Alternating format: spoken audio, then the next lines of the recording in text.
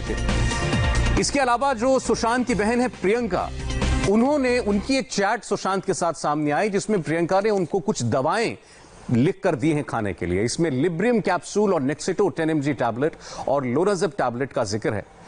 बहन ने जब ये दवाएं सुशांत को बताई तब सुशांत ने कहा कि ये बिना प्रिस्क्रिप्शन की दवाएं हैं, ये उनको मिलेंगी नहीं, वो कैसे इसे लेंगे।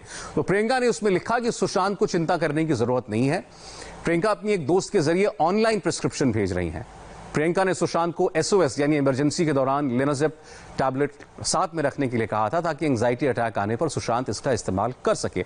अब सुशांत के परिवार के वकील इस चैट के सामने आने के बाद सवाल उठा रहे हैं। पहले तो यह कि यह चैट असली है या नहीं, मॉफ्ड है या नहीं, इस बात पर उनको एतबार नहीं है। दूसरा, उनका यह कहना है कि अगर ये दवाएं प्रियंका बता भी रही थी तो किसी डॉक्टर के कहने पर बता रही थी, यह कोई गुनाह नहीं है। कोविड की वजह से, लॉकडाउन की वजह से ऑनलाइन प्रिस्क्रिप्शन लेना या ऑनलाइन डॉक्टर से कंसल्टेशन लेना एक ये आम बात है और इसमें ऐसी कोई बात नहीं है जिसके जरिए परिवार के ऊपर कोई सवाल खड़े किया जा सके। मैं रिया की तरफ से ये कहना है, उनके कैंप की तरफ से ये कहना है कि इन चैट्स के आने के बाद ये साबित होता है कि परिवार का ये कहना कि रिया ने उनको अंधेरे में रखा, सुशांत का वो अपने तरीके से इलाज कराती रही, डॉक्टर्स के पास ले जाती रही, मनमर्जी से दवाएं खिलाती रही, ये बिल्कुल गलत है। क्योंकि ये बात बहनें जानती थी, परिवार जानता था कि सुशांत की मेडिकल कंडीशन कैसी है, उनकी मानसिक हालत कैसी है, और तो और बहन तो खुद उनको दवाएं दे रही हैं डॉक्टर से पूछ कर कि अगर सब कुछ ठीक था सुशांत के साथ तो फिर प्रियंका किस बात की दवाएं उनको लेने की सलाह दे रही थी। ये रिया की तरफ से, रिया की तरफ जो लोग हैं उनका ये कहना है, रिया का अपने बचाव में, कि परिवार को सब कुछ मालूम था। सीबीआई के सामने भी रिया का अभी तक का जो स्टेटमेंट है वो बार बार एक ही बात पर कायम है कि डिप्रेशन में थे सुशांत और ये डिप्रेशन जो है बढ़ता चला गया और एक दिन उन्होंने अपनी जान ले ली, उन्होंने खुदकुशी कर ली। ये रिया का वर्जन है। साथ में वो ये भी कहती हैं कि 14 तारीख को जब सुशांत ने उनके मुताबिक खुदकुशी की उस वक्त वो घर पर थी ही नहीं, क्योंकि उन्होंने 8 तारीख को सुशांत का घर छोड़ दिया था और वो कहती हैं कि सुशांत के कहने पर उन्होंने घर छोड़ा था। इसके बारे में भी हम बात करेंगे रिया के वकील से, लेकिन उनका कहना है कि 8 तारीख के बाद से तो मीतू सिंह जो सुशांत की बहन है वो उनके साथ घर में रह रही थी, उनके सामने हुआ होगा जो हुआ होगा, तो उसके लिए रिया को जिम्मेदार कैसे बताया जा सकता है। यह परिवार से पूछना चाहिए कि किन हालात में आकर सुशांत की मौत हुई है।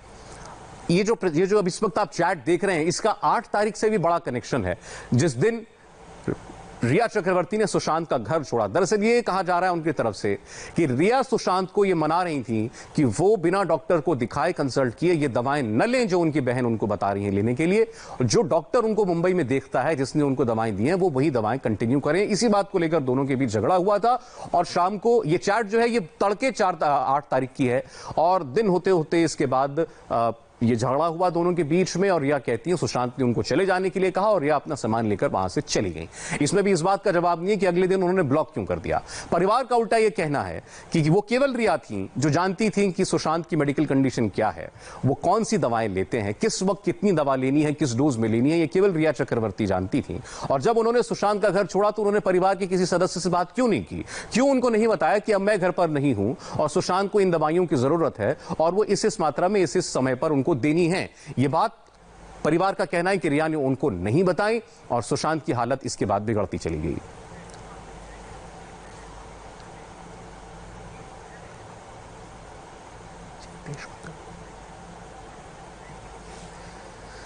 तो हम इंतजार कर रहे हैं रिया चक्रवर्ती के वकील का, जो हमारे साथ किसी भी पल जुड़ने वाले हैं, उनकी बात आपको सुनाएंगे। लेकिन उससे पहले देखते हैं कैसे अब 6 देशों तक पहुंच गई है सुशांत केस के ड्रग्स कनेक्शन की जांच।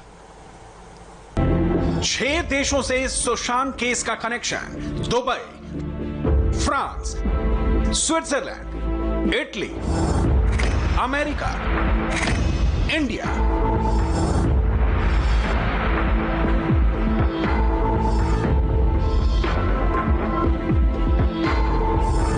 सुशांत केस में ड्रग्स का कनेक्शन आते ही इसके तार दुबई से जोड़े जाने लगे।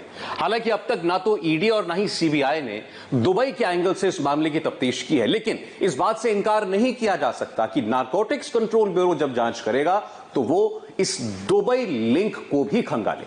सुशांत सिंह राजपूत मामले की जांच जैसे जैसे आगे बढ़ रही है, कई दूसरे देशों से भी इस पूरे मामले के तार जुड़ते हुए नजर आ रहे हैं। भारत, जहां ये पूरी वारदात हुई है, अमेरिका, जहां पे सुशांत सिंह राजपूत के जस्टिस के लिए कैंपेन चला जा रहा है, यूरोप टूर के 3 ऐसे देश हैं जहां पर सुशांत सिंह राजपूत के साथ कुछ ऐसा हुआ है कि जिसका खामियाजा उनको आके हिंदुस्तान में भुगतना पड़ा। दुबई से भी अब इसके तार जुड़ने लगे हैं। हमारे साथ बात करने के लिए हमारे संवाददाता इस वक्त हमारे साथ हैं, जयप्रकाश सिंह, पारस कोठारी और सचिन चौधरी। ये रिपोर्ट आपको हम आगे दिखाएंगे। इस वक्त हमारे साथ जुड़ रहे हैं रिया चक्रवर्ती के वकील सतीश मानेकशंदे साहब। सतीश साहब, आपका स्वागत है और शुक्रिया, आपने वक्त निकाला हमारे लिए। आज हमारी कोशिश रहेगी सर आपसे बात करें और आपका पक्ष यानी रिया का पक्ष वो भी दुनिया तक जा सके। तो मैं सबसे पहले तो जो इल्जाम परिवार की तरफ से लगाया गया था अपनी शुरुआती दौर पर, उसमें अबेटमेंट टू सुसाइड का इल्जाम रिया चक्रवर्ती के ऊपर लगाया गया और ये कहा गया कि उनकी वजह से सुशांत की मानसिक हालत बिगड़ी, अगर ये खुदकुशी है तो, और इसके अलावा परिवार से उनको पूरी तरीके से कट ऑफ कर दिया। फैमिली को कुछ पता नहीं था सुशांत की जिंदगी में क्या हो रहा है, और अगर वो किसी मेडिकल कंडीशन से गुजर रहे थे तो उससे भी वो अनजाने थे। रिया ने उनको अनजाना रखा था। इस पर क्या कहना है आपका? देखिए, सबसे पहले मैं कहना चाहता हूं कि 75 दिन तो अभी बीत गए। सुशांत सिंह तो सुसाइड और he died. The exact cause of death police बताए, लेकिन जब पुलिस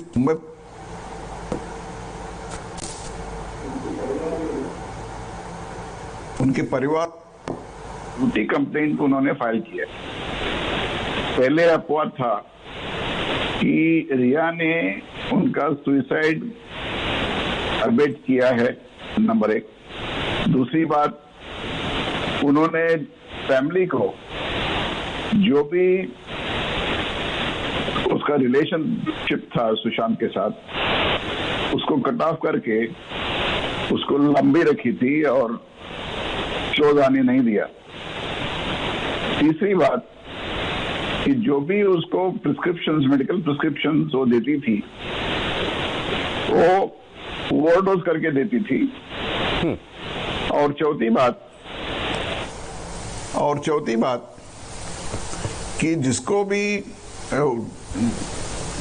अपना सुशांत को जो भी बीमारी थी उसका कोई इनको जानकारी नहीं थी।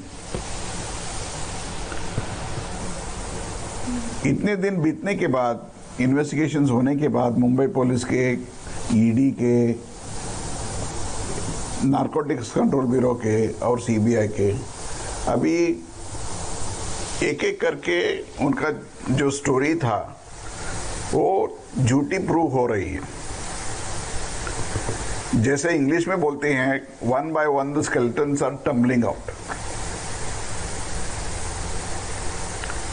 पहली बात ये निकली है कि फाइनेंशियल फ्रॉड जो बोलते थे, 15 करोड़ रिया ने लूटी थी, वो पूरा फॉल्सिफाई हो गया है। एलिगेशन झूठ निकला है, क्योंकि अब तक ईडी ने 30-40 दिन इन्वेस्टिगेशन की है, उसमें कोई आधार नहीं निकला है, कोई एविडेंस नहीं निकला है।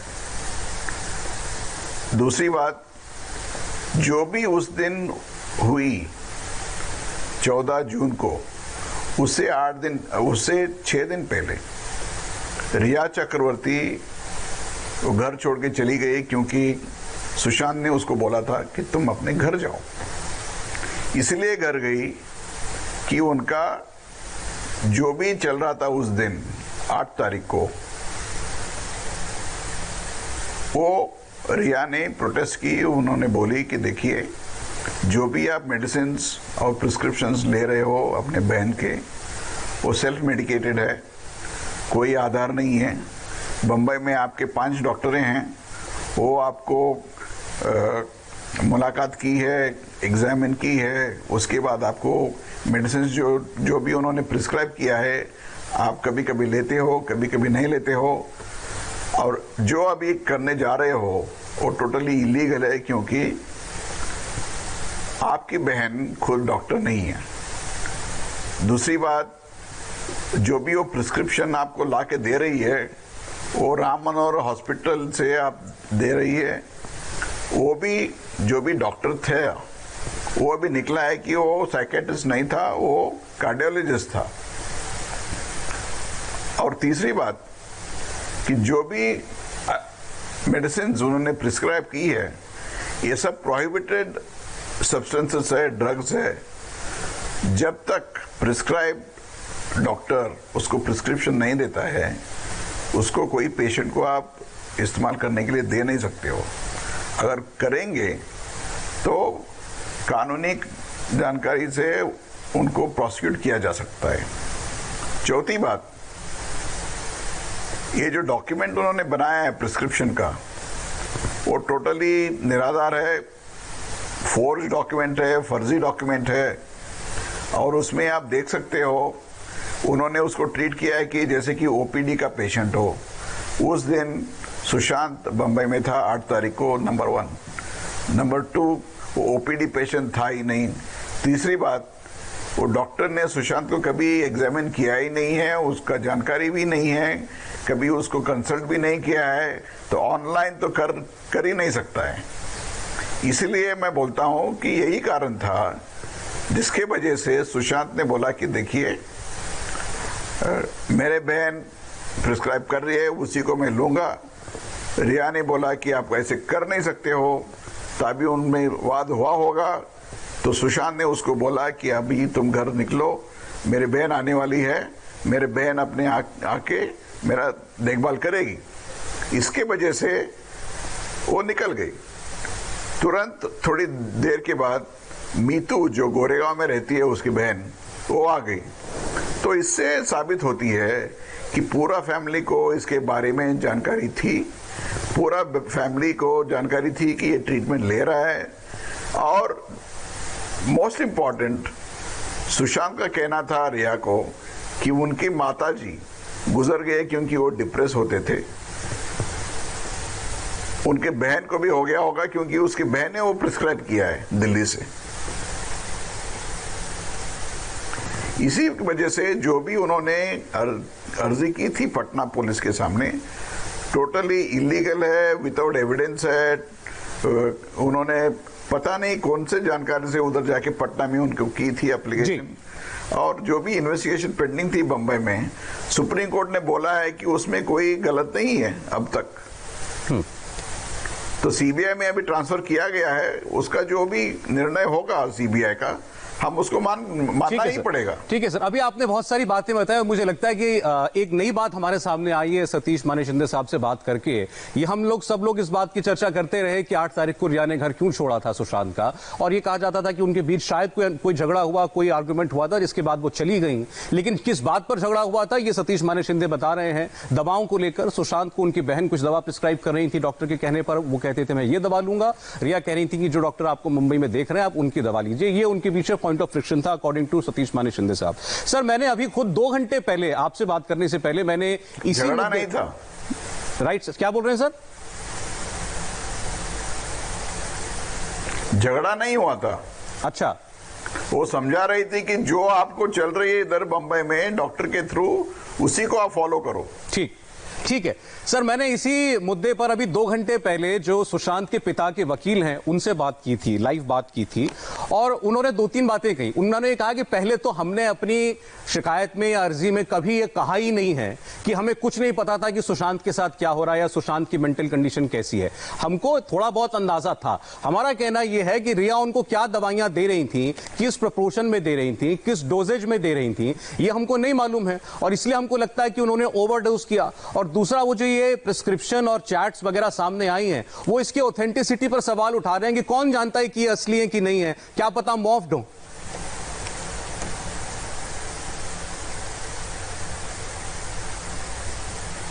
देखिए साहब, जो भी एविडेंस है इसके बारे में सीबीआई के कब्जे में है, क्योंकि जो भी कॉन्वर्सेशन है वो सुशांत के टेलीफोन पे है और प्रियंका के टेलीफोन पे है। उनको आप बोल दो प्रियंका जी को प्लीज अपना फोन सीबीआई में आप जाके जब अपना हाजिर कर दो, सीबीआई एग्जामिन करेगी। दूसरी बात, अगर ये जो डॉक्टर साहब राम मनोहर रोहिया हॉस्पिटल के डॉक्टर है, उनके पास 2 जर्नलिस्ट जाके उनसे पूछताछ की है वो तो कार्डियोलॉजिस्ट निकले, वो ये नहीं बोलते कि ये सिग्नेचर मेरा नहीं है।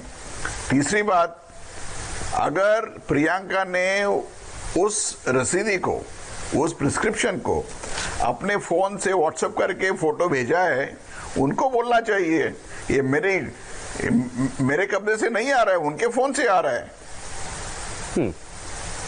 नहीं, ये बात आपकी ठीक है। वो और जो भी ये वकील साहब बोल रहे हैं, ये भी उनके वकील साहब बोल रहे हैं, उनको जो भी बोलना है बोलने दो।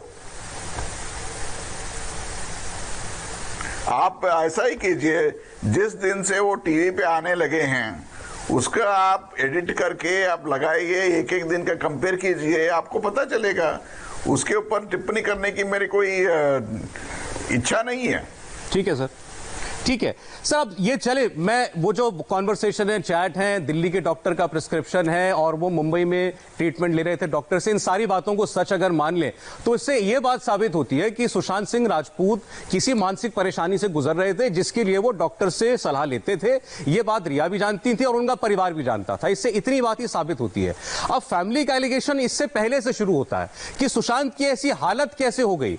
उनका कहना है कि Riya drove him to this situation, इस रिया की वजह से वो यहां तक पहुंचे, क्योंकि परिवार से उनको काट दिया, उनके ऊपर प्रेशर बनाया कि मुझे फिल्मों में काम दो, तुम जिस फिल्म में काम करोगे उस फिल्म में मैं हीरोइन रहूंगी। उनको कब्जे में कर लिया और इसीलिए सुशांत डिप्रेशन में गए, अगर गए। देखिए, सुशांत को कब्जे में करने के लिए कोई बच्चा नहीं था, 34 साल का उम्र का अडल्ट आदमी था, नंबर 1। नंबर 2, उसको जो एंजाइटी और बाइपोलर की डिसीज थे, उसके वजह से वो किसी के कब्जे में नहीं आता है। अगर आप उसका फोटो देखेंगे या उसका वीडियो देखेंगे, फैमिली ने खुद पब्लिक प्लेटफॉर्म में उनको प्लेस किया है, सब मीडिया में है। उनमें सिद्ध होता है कि वो पूरा ठीक था। जब भी वो उनके फैमिली के साथ फरवरी में मिला था, फरवरी 2020 में, उस टाइम भी वो ठीक था। बाइपोलर मतलब ये डिसीज नहीं है, इट इज ए एलिमेंट जिसके वजह से आदमी का मूड चेंज होता रहता है। और तीसरी बात, मीडिया में और एक उसका वीडियो आ गया है जिसमें उसका आवाज है, वो पूरा अपना लाइफ प्लान कर रहा है और फैमिली खुद बोलते हैं कि इतना इसको जानकारी थी कि वो अपना पूरा लाइफ का वो डायरी रखता था, लिखता था और पूरा प्रोजेक्ट टू प्रोजेक्ट वो अपना काम करता था। तो ऐसे आदमी किसी के कब्जे में कैसे जाएगा। और तीसरी बात, ये जो उसका डिप्रेशन प्रॉब्लम था, मेरे जानकारी के मुताबिक 2013 में वो डॉक्टर हरीश शेट्टी, जो सब मुंबई के सबसे जाने माने साइकेट्रिस्ट है, उनको जाके कंसल्ट किया था। ये जानकारी सुशांत ने खुद रिया को दिया था और आप हरीश शेट्टी साहब को जाके आप पूछ सकते हो, वो खुलासा करेंगे। मुझे जानकारी देने की जरूरत है ही नहीं है। आप कह रहे हैं 2013 से सुशांत अपने उनको कोई ना कोई दिक्कत होती थी डिप्रेशन रिलेटेड या इससे रिलेटेड, और वो डॉक्टर के पास जाते थे। अभी आप सर एक ऑडियो का जिक्र कर रहे थे, वो ऑडियो हमने दिखाया था व्यूअर्स को। आज दूसरी और एक इंपॉर्टेंट बात है, प्लीज, और एक इंपॉर्टेंट बात है कि 2018 दिसंबर से उसको काम कोई नहीं मिली थी और रिया उसके लाइफ में अप्रैल 2019 से आ गई। तो आप उसको इन्वेस्टिगेट कीजिए ना, उसको काम क्यों नहीं मिला, क्यों उसका मूड चेंज होता था। सर देखिए, ये आप कह रहे हैं 2018 दिसंबर से काम नहीं मिला। पब्लिक रिकॉर्ड में तो ये है कि 2019 में उनकी फिल्म छिछोरे आई, जो कि काफी कामयाब फिल्म थी, हिट थी। और उनके नजदीकी कुछ लोगों का ये कहना है, जैसे कुछ एक डायरेक्टर्स वगैरह हैं, उन्होंने बताया है कि वो मौत से एक दिन पहले तक तो फिल्म की स्क्रिप्ट सुन रहे थे। और ये जो 15 करोड़ वाली बात आ रही है, आज उनके एक दोस्त ने हमको बताया है कि 2 फिल्में उन्होंने साइन करने के लिए हामी भर दी थी, उसका साइनिंग अमाउंट उनको मिलने वाला था 15 करोड़ रुपए का। देखिए, जब भी ये पिक्चर रिलीज होते हैं उसका काम साल या 1.5 साल पहले किया जाता है। ऐसा नहीं कि वो नया काम था। जब रिलीज होता है वो प्रोड्यूसर के हाथ में होता है। जब एक एक्टर लोग और एक्ट्रेसेस लोग काम करते हैं और 1 बरस या 6 महीने से पहले वो करते हैं। मेरा जानकारी इतना ही है कि दिसंबर 2018 से उसने कोई नया फिल्म साइन नहीं की, और जो भी उसने साइन करने वाला था वो मार्च 2020 में डिसाइड किया था उन्होंने रिया के साथ, और उसके प्रोड्यूसर थे वाशु भगनानी और जाफरी करके फेमस डायरेक्टर है, वो डायरेक्ट करने वाले थे। वो तैयार हो गया था ये प्रोजेक्ट हम करेंगे, लेकिन लॉकडाउन के वजह से उन्होंने कुछ किया ही नहीं है। और वो जो 15 करोड़ जो साइनिंग अमाउंट आप बोलते हो वो पिक्चर साइन होने के बाद आने वाली थी, कभी हुई ही नहीं है, वो पैसा कभी आया ही नहीं है। तो अब आपका सर कहने का क्या मतलब है कि 2018 दिसंबर से उनको काम नहीं मिल रहा था, उनको डिप्रेशन, उनकी मानसिक स्थिति की वजह से काम नहीं मिल रहा था, या उनको काम नहीं मिला इसीलिए उनकी मानसिक स्थिति खराब हो रही थी? देखिए, इसके बारे में मैं कोई टिप्पणी नहीं करना चाहता हूं कि क्यों खराब हुई थी, तो डॉक्टर बोल सकते हैं। मैं डॉक्टर नहीं हूं, मैं वकील हूं। जो कागज मेरे सामने रहेंगे उसके मुताबिक मैं काम करूंगा। ये जो उसके मन में क्या हो रहा था, उसके 5 डॉक्टर जो थे वो बोल सकते हैं। सर, अब सवाल ये ये भी इल्जाम ही है परिवार का। चलें, सुशांत किसी दौर से गुजर रहे थे, उनकी स्थिति अच्छी नहीं थी, वो किस डॉक्टर के पास जाएंगे, वो क्या दवा लेनी है, कैसे लेनी है? परिवार कहता है ये सब कुछ रिया कर रही थी। रिया कहती हैं कि सुशांत अपनी मर्जी से करते थे। सच क्या है? रिया, सच ये है कि जो भी डॉक्टर वो खुद चुनता था, वो अपने स्टाफ के थ्रू अपॉइंटमेंट लेके जाके मिलता था। डॉक्टर शेट्टी जो थे उसके 2013 से उसके डॉक्टर थे। उसके बाद डॉक्टर दादाचांद जी, डॉक्टर चावड़ा, डॉक्टर और 2-3 डॉक्टर थे जिनके पास उन्होंने जाके कंसल्ट की थी। रिया ने कभी भी उनके साथ बात की नहीं है और फिक्स अपॉइंट की नहीं है, अपॉइंटमेंट फिक्स नहीं की है। अपॉइंटमेंट फिक्स होने के बाद सुशांत खुद जाता था, और सेक्रेटरी के साथ आप जब बैठते हो और कोई उनके साथ बैठ नहीं सकता है, और वो सीटिंग में सिर्फ पेशेंट और डॉक्टर होते हैं। रिया ने सिर्फ फॉलोअप की थी उनके बाद में। सर, लेकिन ऐसा क्या हो गया था कि वो जो ऑडियो हम सामने आया, जिसका आप भी जिक्र कर रहे थे, जिसमें रिया की आवाज भी है और सुशांत अपनी रिटायरमेंट के बारे में कुछ प्लान करना चाहते हैं, कहते हैं मुझसे अब मैं एक्टिंग नहीं कर पाऊंगा सारी जिंदगी। एक कामयाब एक्टर अचानक से रिटायरमेंट के बारे में क्यों सोचने लगा था? क्या कहती हैं रिया इस पर? क्यों सोचने लगा था, क्या हुआ था उस टाइम, मैं उसके साथ था ही नहीं, तो मैं उसके बारे में टिप्पणी नहीं करना चाहता हूं। उसके डॉक्टर बोल सकते हैं कि उसके मन में क्या हो रहा था। सर, क्या ये बात सच है कि रिया के सुशांत की फैमिली के साथ रिश्ते स्ट्रेंड थे, अच्छे रिश्ते नहीं थे, और ये भी दोनों के बीच में एक पॉइंट ऑफ कंटेंशन रहता था? देखिए, अप्रैल 2019 में उनका कुछ इंसिडेंट हुआ था वो रिया के साथ। इसके वजह से रिया ने सुशांत को कंप्लेंट की थी। सुशांत ने अपने बहन को डांटा था, और वो सब रिकॉर्डेड मैसेजेस में हैं, सीबीआई के पास है। उसके वजह से रिश्ते खराब हो गए थे, वो कभी सुधरी ही नहीं है। सर, एक और इम्पोर्टेंट सवाल है, क्योंकि अब इस पर भी काफी चर्चाएं और ये नॉर्मल चीज है, अगर बहन के साथ नहीं बनता है तो पूरा फैमिली के साथ खराब हो सकता है। ठीक है, ठीक है। सर, ये जो अब रिया के कुछ चैट्स जो हैं वो सामने आई, जिसको अब इन्वेस्टिगेशन में भी लिया गया है, उसके बाद रिया ने एक इंटरव्यू में ये कहा कि जहां तक ये ड्रग्स वगैरह लेने की बात है, उन्होंने सुशांत के बारे में कहा कि वो मारिजुआना जो है वो यूज किया करते थे। इस पर फैमिली ने बहुत जबरदस्त तरीके से रिएक्ट किया और कहा कि एक आदमी जो अब इस दुनिया में नहीं है, उनको मलाइन करने के लिए, उनको बदनाम करने के लिए, नाम खराब करने के लिए रिया ऐसा कह रही है। अपने लड़के को मलाइन करने के लिए किसने कंप्लेंट फाइल की? उन्होंने ये जो सब रिलीज हो रहे हैं चैट्स, ये सब चंडीगढ़ और दिल्ली से रिलीज हो रहे हैं। आप पूरा जानकारी लीजिए उसके बारे में, आपको पता चलेगा ये सब चैट्स को कौन रिलीज कर रहा है। और दूसरी बात, पहली बार ये जो ड्रग्स के बारे में आई पब्लिक में, ये सब लीक हुई थी इन्वेस्टिगेशन के थ्रू, ईडी के इन्वेस्टिगेशन के थ्रू। और सबको मालूम है कि 4 या 5 सर्वेंट्स उसके सुशांत के, उन्होंने बोला है कि सुशांत ड्रग का कंजम्पशन करता था और उनके स्टेटमेंट में भी आया हुआ है। ये स्टेटमेंट सब पब्लिक डोमेन में है, आप उसको चेक कीजिए। और साथ साथ ये सब चार्ट्स भी आ गए हैं। और जो सच था कि रिया ने बोला है कि मैंने कभी कंज्यूम किया नहीं है, ड्रग टेस्ट लेने के लिए तैयार हूं। जो भी कंजम्पशन होते थे सुशांत करता था।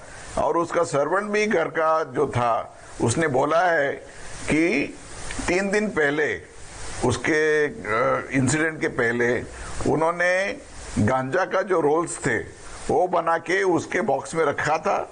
और जब सुशांत गया उसके बाद उन्होंने चेक किया तो वो खाली पड़े थे उसके रूम में। तो हमने नहीं बोला है सर, लेकिन वो चैट्स जो रिया की थी, वो चाहे गौरव आर्या के साथ हों, जिसमें जिक्र आ रहा है एलएसडी का, जिक्र आ रहा है एमडीएमए का, आपको पूछ रही है डू यू हैव एमडी, तो वो चैट्स भी तो सामने आए हैं। तो सामने आए हैं 2017 के।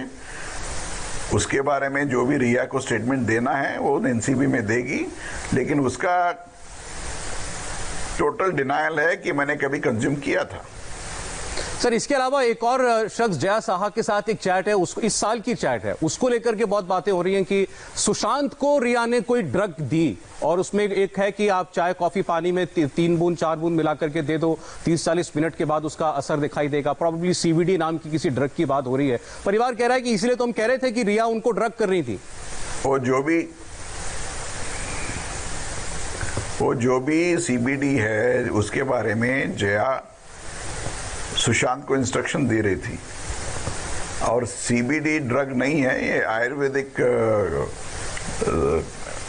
ऑयल है जो कैंसर पेशेंट्स को और जो पेशेंट्स होते हैं डिप्रेशन के, उनको दिया जाता है। जया खुद लेती थी, उसने उनको दी थी जब वो वाटरस्टोन में था। जी सर, एक चीज ये जो यूरोप ट्रिप को लेकर बार बार कही जा रही है कि यूरोप ट्रिप पर पहली बार उन्होंने विजिबली उनकी तबीयत खराब होने लगी या ऐसे साइंस दिखने लगे। ये कहा गया कि कोई पेंटिंग देख करके उनको विजन्स होने लगे, वो बहुत परेशान हो गए और उसके बाद उनकी हालत डिटेरियोरेट होती चली गई। तो यूरोप ट्रिप पर ऐसा क्या हो गया अचानक? देखिए, रिया ने बोला है कि पहली 3 दिन के लिए सुशांत अपने रूम से नहीं निकला। उसके बाद वो डिज्नीलैंड गए थे, उसके बाद ऑस्ट्रिया गए थे कोई हेल्थ फार्म में वहाँ, और उससे पहले इटली गए थे। इटली में कोई पेंटिंग देख के उसका तबीयत खराब हो गया, इसलिए उन्होंने ऑस्ट्रिया जाके जो भी बुकिंग किया था उसको भी कैंसिल करके वहाँ से निकल के वापस आ गए। क्योंकि उसका जानकारी यही था कि अगर मेरा बॉयफ्रेंड, उसका तबीयत ठीक नहीं है, उसको जल्द से जल्द इंडिया वापस ले चले और अपने जो डॉक्टर्स हैं उनको दिखाया जाएगा। इसलिए उसने वापस जल्दी चली आ गई। सर, एक बहुत इंपॉर्टेंट सवाल है क्योंकि आपसे जोड़ा जा रहा है। क्या आप इस बात को मानते हैं कि इस पूरे मामले में अगर इसमें फाउल प्ले की बात आ रही है या मर्डर कॉन्स्पिरेसी ये हो सकती है, ऐसी बातें उठ रही हैं अगर, तो उसके पीछे कोई इंश्योरेंस का लेना देना है? क्योंकि आपने ऐसी बात शायद किसी इंटरव्यू में कही है कि अगर ये सुसाइड साबित हो जाएगा तो किसी को इंश्योरेंस का पैसा सुशांत का मिलेगा नहीं। देखिए, मर्डर एंगल कभी इन्होंने जिक्र की नहीं थी राइटिंग में, लेकिन जब सीबीआई पिक्चर में आ गई, उनके पिताजी जाके स्टेटमेंट दी मीडिया पे और उनके वकील साहब भी जाके सब टीवी चैनल्स पे जाके बोल दी कि मर्डर हो सकता है।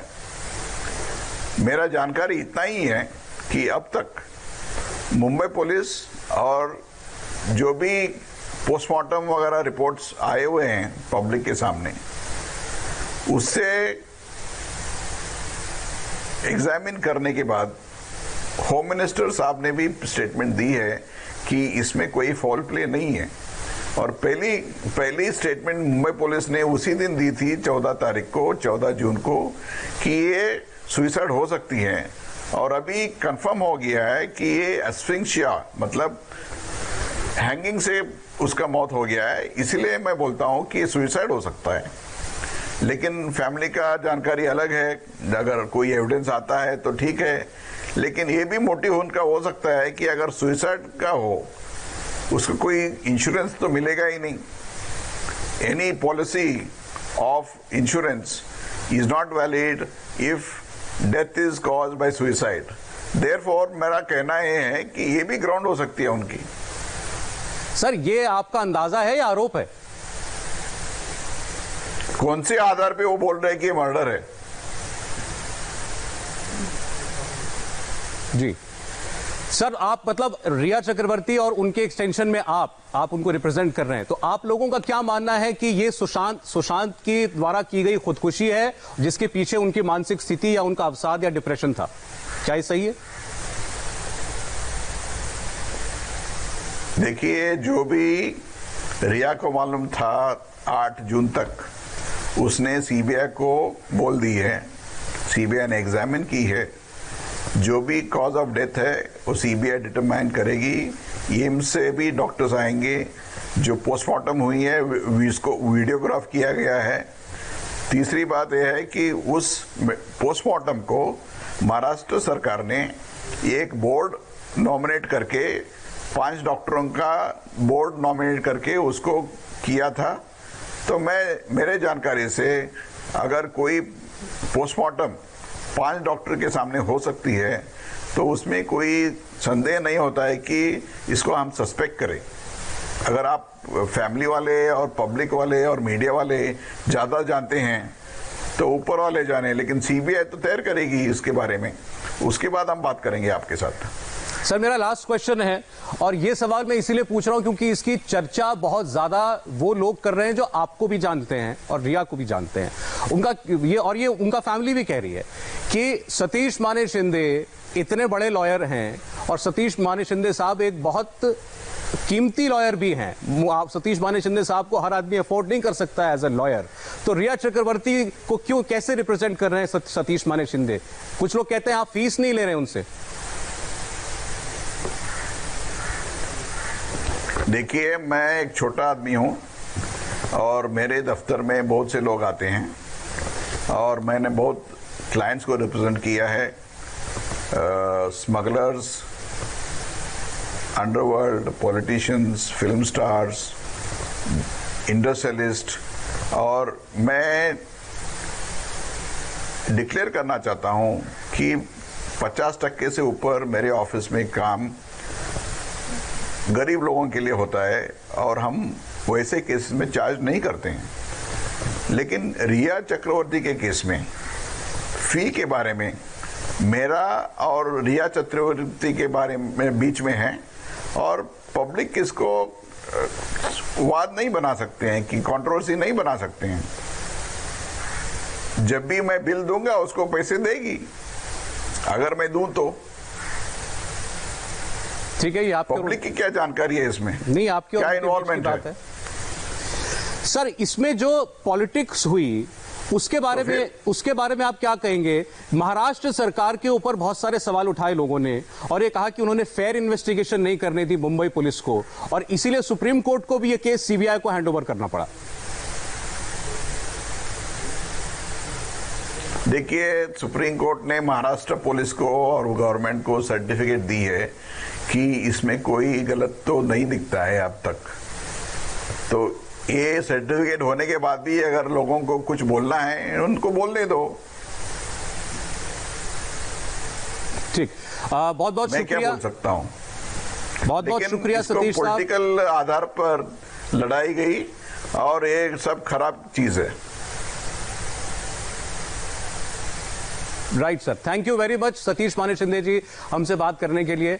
सतीश माने शिंदे रिया चक्रवर्ती के वकील हैं और तमाम सवालों के जवाब